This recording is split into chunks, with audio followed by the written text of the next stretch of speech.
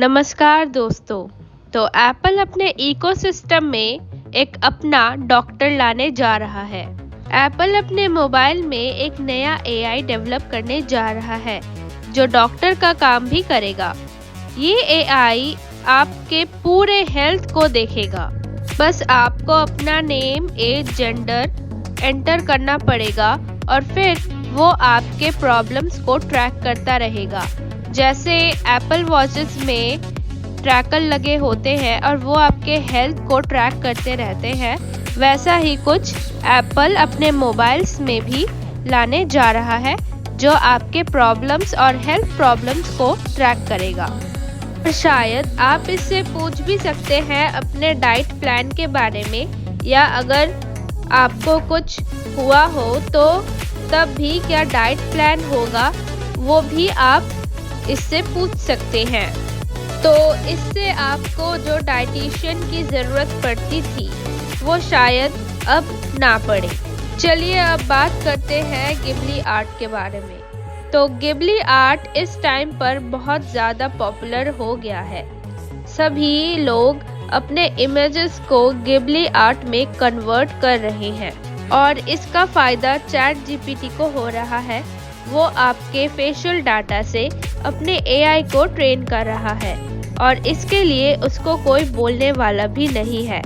वो आपका facial data और बाकी जो आप ऐप इंस्टॉल करते टाइम ओपन एआई के एग्रीमेंट पर ओके करके ही आप चैट जीपीटी में लॉगिन कर सकते हैं, जिसकी वजह से आपका डाटा उन तक तो पहुंच ही रहा है और ऊपर से आप खुद अपना फेशियल डाटा उनको दे रहे हैं और वो इन सब डाटास का अपने एआई को ट्रेन करने के लिए यूज़ कर रहे हैं और लीगल वे में भी वो इसको यूज़ कर सकते हैं।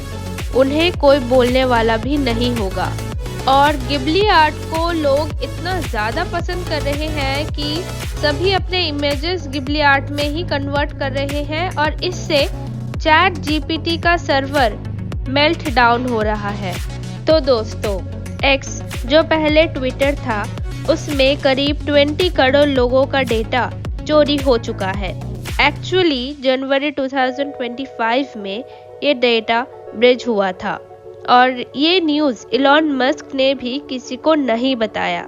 फिर सेफ्टी डिटेक्टिव्स ने इस बात को कंफर्म किया कि जनवरी 2025 में एक्स में लोगों का डेटा लीक हुआ था जो कि डार्क वेब में ओपनली बिक रहा है और उन्होंने यानी सेफ्टी डिटेक्टिव्स ने भी ये कंफर्म किया है कि हाँ, ये वही लीक्ड डेटा है। चलिए दोस्तों, अब बात करते हैं नॉर्थ वेस्टर्न यूनिवर्सिटी के बारे में। तो नॉर्थ वेस्टर्न यूनिवर्सिटी ने एक बहुत ही छोटा पेसमेकर बनाया है जो कि वर्ल्ड स्मॉलेस्ट पेसमेकर है। इसको सीरीज के अंदर डालकर भी प्लांट कर सकते हैं और इसको प्लांट करने के लिए कोई सर्जरी की भी ज़रूरत नहीं पड़ती। वो ये बोल रहे हैं कि इसको न्यूबॉर्न बेबीज़ में हम प्लांट कर सकते हैं जिनको हार्ट डिफेक्ट हुआ है। इसे अंदर प्लांट करके उनका हार्ट रेट नॉर्मल किया जा सकता है और ऐसा नहीं है कि ये सिर्फ न्यूबॉर्न बेबीज़ के लिए है, एडल्ट्स भी इसको प्लांट करवा सकते हैं। चलिए अब बात करते हैं टैरिफ के बारे में। तो आप सबको पता ही होगा कि अमेरिका ने इंडिया पर 26% का टैरिफ लगाया है। तो इससे हम जो सामान एक्सपोर्ट करते हैं उसमें बहुत लॉस होगा। अमेरिका ने रेसिप्रोकल टैक्स इंडिया पर लगा दिया है, जिसमें ट्रम्प ये कह रहे हैं कि अमेरिका के अंदर जो गुड्स आएंगे उस पर हम कंट्री स्पेसिफिक टैरिफ तो लगाएंगे ही लगाएंगे और ऊपर से 10% का टैरिफ और लगाएंगे। और ये भी कहा जा रहा है कि अमेरिका अभी तो बस आधा ही टैरिफ लगा रहा है। जैसे इंडिया 52% टैरिफ लगाता है अमेरिकन गुड्स के ऊपर, तो उसका आधा ही अमेरिका इंडिया पर लगा रहा है। और अमेरिका ये भी कह रहा है कि हम इंडिया के व्हीकल्स पे ज़्यादा टैरिफ नहीं लगाते, सिर्फ 2.5% ही टैरिफ लगाते हैं, पर इंडिया अमेरिकन व्हीकल्स पर 70% का टैरिफ लगाती है। सिर्फ व्हीकल्स की ही बात नहीं की, और भी चीज़ों की बात की, जैसे एप्पल्स, राइस हो गए, इन सब चीज़ों की बात की। और अमेरिका इससे ये बताना चाहता है कि इंडिया के ऊपर हम 26% का टैरिफ क्यों लगा रहे हैं। तो इससे इंडिया के कौन से सेक्टर्स पर इम्पैक्ट पड़ेगा?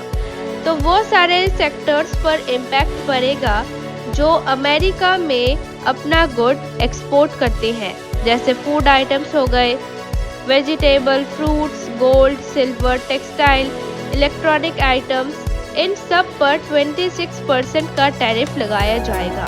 पर अमेरिका ने इंडिया को एक जगह पर छूट दी है, तो वो है मेडिसिन पर। अमेरिका इंडिया से जो मेडिसिन इंपोर्ट करवाता है उस पर कोई टैरिफ नहीं लगाया जाएगा, और इसमें भी अगर टैरिफ लगाया गया तो अमेरिका का ही लॉस होगा, क्योंकि एक तो वहाँ पर हेल्थ केयर बहुत ज़्यादा महंगा है, और अगर इस पर भी टैरिफ लगा दिया गया तो वहाँ और भी ज़्यादा महंगाई बढ़ जाएगी। वहाँ की कॉस्ट ऑफ लिविंग और हेल्थ केयर सर्विस भी बहुत ज़्यादा महंगी हो जाएगी, क्योंकि अमेरिका अपना ज़्यादातर मेडिसिन इंडिया से ही इंपोर्ट करवाता है, और वो अपने आप ज़्यादा मेडिसिन नहीं बनाता है। चलिए अब बात करते हैं वेस्ट बंगाल के बारे में। तो वेस्ट बंगाल में 2016 में west Bengal school service commission के तहत बहुत सारे टीचिंग और नॉन टीचिंग स्टाफ्स को गवर्नमेंट और गवर्नमेंट एडेड स्कूल में रिक्रूट करने के लिए वैकेंसीज निकाली गई थी, पर सिर्फ 24,640 वैकेंसीज ही निकाली गई थी, पर अपॉइंट 25,753 कैंडिडेट्स को किया गया था। तो इस पर कलकत्ता हाई कोर्ट ने स्टेप्स उठाए इस इनवैलिड अपॉइंटमेंट के अगेंस्ट, और अभी सुप्रीम कोर्ट भी इसके अगेंस्ट स्टेप्स उठा रही है। तो इस पर जो कैंडिडेट्स थे उन्होंने भी बहुत सारे आरोप लगाए हैं कि OMR शीट के साथ छेड़छाड़ की गई है। जो हाई रैंक्ड वाले कैंडिडेट्स थे उनकी बजाय लो रैंक्ड वाले कैंडिडेट्स को अपॉइंट किया जा रहा है, और ब्राइब्स भी दिए जा रहे हैं। और इन आरोपों की वजह से कोर्ट में पिटिशंस भी डाले गए, और फाइनली ये मामला कलकत्ता हाई कोर्ट के सामने लाया गया। इसके बाद इन्वेस्टिगेशन करने के बाद कलकत्ता हाई कोर्ट इस डिसीजन पर पहुंची कि ये जो रिक्रूटमेंट हुआ था उसको एक झटके में ही कैंसिल कर दिया जाएगा, यानी जितने भी कैंडिडेट्स अपॉइंट हुए थे उन सब को अपने जॉब से निकाल दिया जाएगा। और CBI को इस स्कैम के ऊपर इन्वेस्टिगेशन करने के लिए कहा गया, और ये कहा गया कि फ्रेश रिक्रूटमेंट प्रोसेस फिर से किया जाएगा, यानी दोबारा से रिक्रूटमेंट प्रोसेस शुरू से शुरू होगा। उम्मीद है कि ये वीडियो आप सबको अच्छा और इन्फॉर्मेटिव लगा होगा। वीडियो पसंद आया हो तो लाइक, शेयर और सब्सक्राइब करें। अगली वीडियो में मिलते हैं। नमस्कार।